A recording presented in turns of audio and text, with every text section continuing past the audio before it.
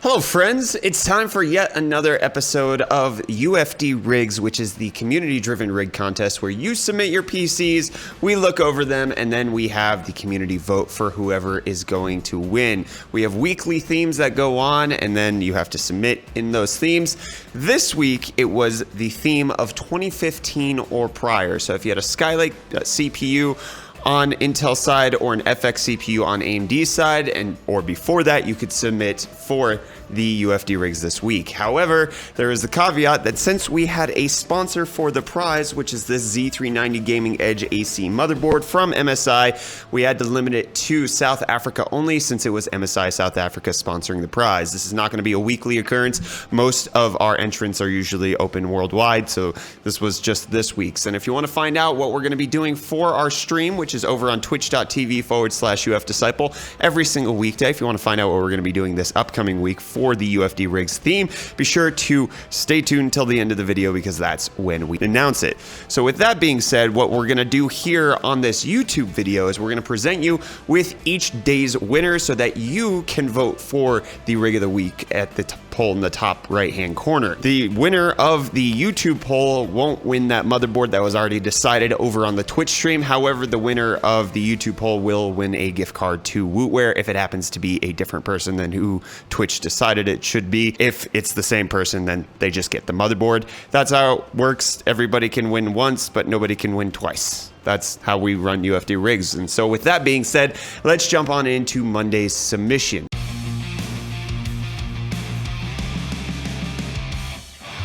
So this one is coming from Matt. His specs are an Intel Core i5-6600, an MSI Tomahawk Z170 motherboard, 16 gigs of Corsair Vengeance memory with a Gaming X1060 6GB. As you can see, he has a very clean setup with a great color scheme that's happening here. He definitely went with the traditional red and black. However, it's not quite as ordinary as what you would expect since he's illuminated his entire interior of his chassis with white LEDs to actually show it off. And if you take a look, the SSD is of course red. The SATA cable going to that SSD is of course red. He only has a few red fans, just this one on the exhaust and then also the ones on the front, but then the rest of the LEDs are white to help just kind of cohesively show off what he's got going on in this system. And if you take a look at the cable management, it is solid. There's no power supply shroud, so even with that, he's managing his cables fantastically because there's no rat nest at the bottom for him to just kind of shove everything in there. Everything's tucked away in its appropriate space, and this is just a lovely build. I don't know what more I can say about this. The specs are great. 6600 with the 1060, and then even a color coordinated SSD. Matt has a solid entry for this week. And then for Tuesday's winner, we have Michael here with an Asus Sabertooth Z97 Mark S limited edition motherboard, which is the white camo edition. The CPU he has is an i7-4790K, which is running at an insanely unique 5 gigahertz. Not many 4790Ks could actually hit that frequency because this is before Skylake. So well done to him and his CPU. He definitely has one of the top tier chips there. He also is running this in with a EVGA GTX 1080 for the Win 2 in a custom Corsair Carbide Air 540 case, which is custom wrapped, as you can see, to fit the camo theme that he has with the motherboard. Overall, the PC looks very good. So he has the NZXT Hue Plus, which helps for that individually addressable RGB LEDs around the side, which gives the white camo and white interior a nice glow. It's not rainbow puke almost, but it's well done RGB in my opinion. And then you can see with the cable management, he decided to show us what's going on at the back of the rig, which he didn't have to. He could have just obscured it, but you can see he definitely used zip ties. He made sure that he's routing everything as best as he possibly could, and especially with RGB stuff, we always know that it comes with more cables than you possibly could need. You can see that NZXT Hue Plus sitting right there, and then some evidence of his 4790K running at 5 gigahertz. He also did submit some additional pictures because we asked him to submit a few more. So you can see the custom wrapping on the Carbide 540 is just really well done. Rikus actually really appreciated this rig. He just likes the camo aesthetic. It's not for everybody, but regardless of whether or not it's your personal taste, I think we can all agree that Michael did a good job of implementation here. So I'm thrilled with this submission. Good job, Michael. So now let's move on over to Wednesday, where we have Yaku. So he has an i7 2700K. He had an AIO on it, but the pump died apparently, which he replaced that cooler with the Cooler Master Hyper N620. It's running on the Intel P67 motherboard, and he has 16 gigs of RAM in the Corsair CM690 chassis with the Zotac 1070 amp graphics card. And the pictures that he submitted on the day weren't that high quality. As you can see, it's tons of ISO, so he did resubmit some pictures, and I'll get to those in a second. But I just want to take a moment to gander at his cable management here at the back. If you take a look at those SATA cables, those have to be some of the most meticulously run SATA cables I've seen in my entire life, with the loop-de-loops and just getting it right to all of his drives the way that they're supposed to be.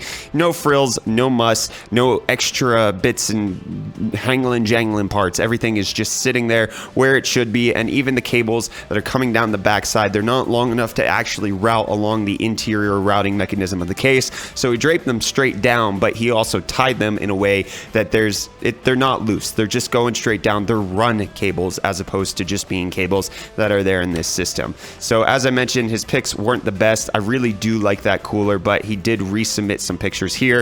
If we take a look at that, that is a nice solid picture. Again, no power supply shroud for Yaku here, so he's not hiding anything. Everything is just run really well. So on an i7 2700K, which is worlds old at this point, he still treats his PC as if it's a baby. No shred of dust on here whatsoever. He kept it clean, kept it gorgeous, and I'm entirely happy with this PC completely. Then for Thursday, let's go ahead and geese a gander at that. We've got this one from Jack. He has an i7 3770 on an Asus P8 H77 Micro ATX motherboard with an EVGA GTX 1060 3GB graphics card.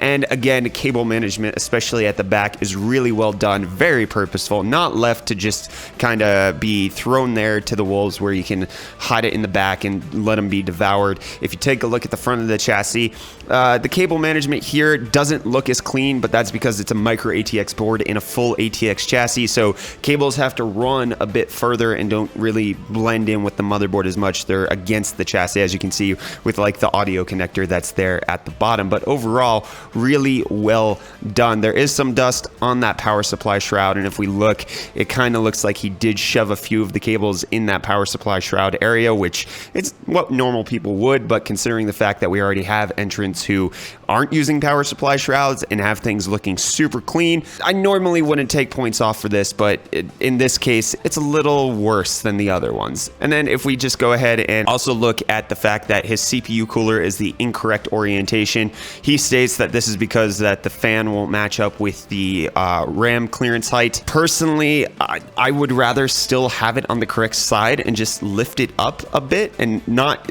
like, obviously the airflow won't go over all of the fins, but it would still at least not cause any turbulence on the inside of the chassis. But considering it's a non-overclockable CPU and it's just a 1063 gig and there's tons of extra space, I don't think it's affecting thermals too much. So it's a solid system by Jack. I can't take that away from him. It definitely looks like he does care about it.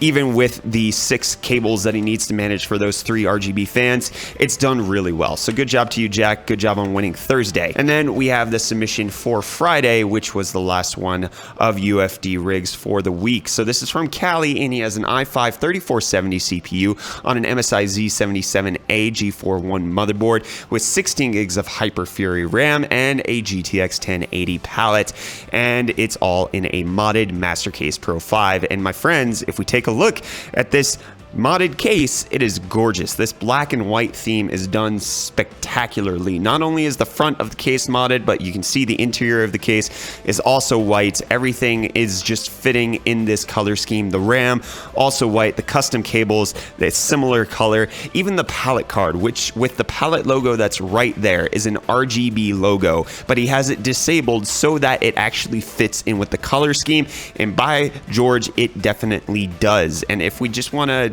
go ahead and be a little bit more picky on what we see here, for that 1080, he actually has a GPU sag holder right there, except for he took it out of the box that the GPU came in. It's the same exact color, so even the GPU sag support is matching up with the color scheme of this PC. Overall, I am spectacularly happy with this one. Obviously, even though it's on a 3rd gen Core i5, it still screams like he put a ton of effort into this. That CPU cooler obviously matching up perfectly. All of it. I can't find anything to fault this case for.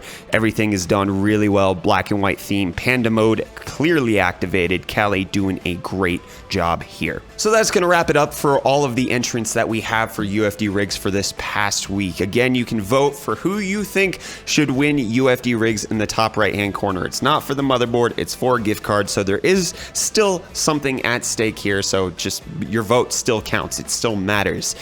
So now that we're done with the past UFD rigs, we can now announce the theme for next week, which is going to be air cooling only. So my friends, if you have an air cooler on your CPU and your GPU, you're good to go. But if you have liquid cooling on your RAM, you have liquid cooling on your power supply, or literally anywhere else in your entire system, including an AIO, you cannot submit for next week. But I'm pretty sure there's plenty of people out there with only air cooling, so you can submit your PCs to #UFDRigs over on Twitter. Include that hashtag, list your specs, so all of the important ones like motherboard, RAM, CPU, graphics card, etc., and then take some clean pictures, my friends. Good pictures go a long way for getting the community to decide in your favor. And so if you guys want to participate, again, submit over on Twitter. We have the live streams every single weekday over on Twitch at 3 p.m. South African Standard Time. You can convert that to wherever you are. Locally, it's 9 a.m. Eastern Standard Time for any American folk who might care about that. So we'll see you on Monday for the new edition of UFD Rigs. Congrats to the person who won the Z390 motherboard over on the Twitch stream. And we're looking forward to see what you guys got for the best air-cooled rigs that we can find in our community. Be sure to submit them. Anyways, I'm Brett with the UFD Tech channel. Thank you so much for watching. I'll see your smiling faces again in the next video. Love you too.